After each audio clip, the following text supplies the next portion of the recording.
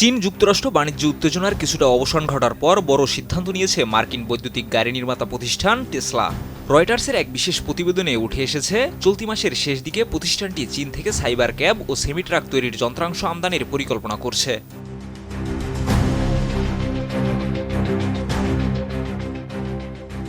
টেসলার এই পদক্ষেপের পেছনে রয়েছে সদ্য ঘোষিত যুক্তরাষ্ট্র চীন আপোষ চুক্তি। এতে বেশিরভাগ শুল্ক ও প্রতীকী বাণিজ্যের বাধা তুলে নেওয়ার সিদ্ধান্ত হয়েছে, যা সরাসরি প্রভাব ফেলছে বৈশ্বিক শিল্প খাতে।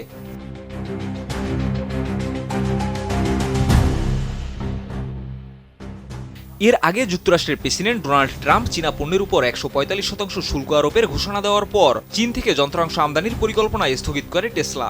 এর ফলে সাইবার ক্যাব ও সেমি ট্রাকের উৎপাদন পরিকল্পনাও অনিশ্চয়তায় পড়ে।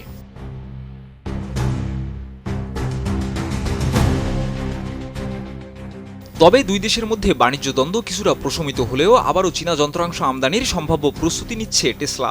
জানা গেছে, টেক্সাসে সাইবার ক্যাব এবং নেভাদায় সেমি ট্রাকের পরীক্ষামূলক উৎপাদন শুরু হতে পারে 2024 সালের অক্টোবর থেকে। আর 2026 সালে পূর্ণাঙ্গ উৎপাদনে যাওয়ার লক্ষ্য নির্ধারণ করেছে কোম্পানিটি।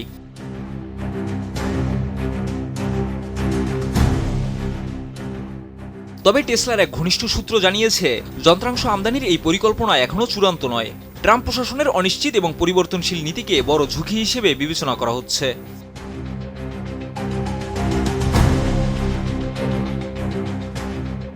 টেসলার প্রধান নির্বাহী ইলন মাস্ক বহুবার মুক্ত বাণিজ্যের পক্ষে মত দিয়েছেন এবং শুল্ক নীতির বিরোধিতা করেছেন।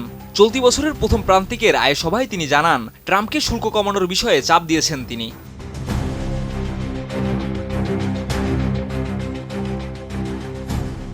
বিশ্লেষকরা বলছেন, যদিও আপাতত বাণিজ্য উত্তেজনা কিছুটা কমেছে, তবুও সামগ্রিক পরিস্থিতি এখনও অনিশ্চিত।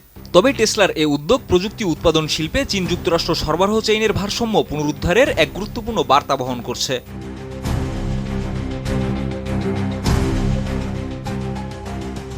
শিহাব ইসলাম, এটিএন নিউজ।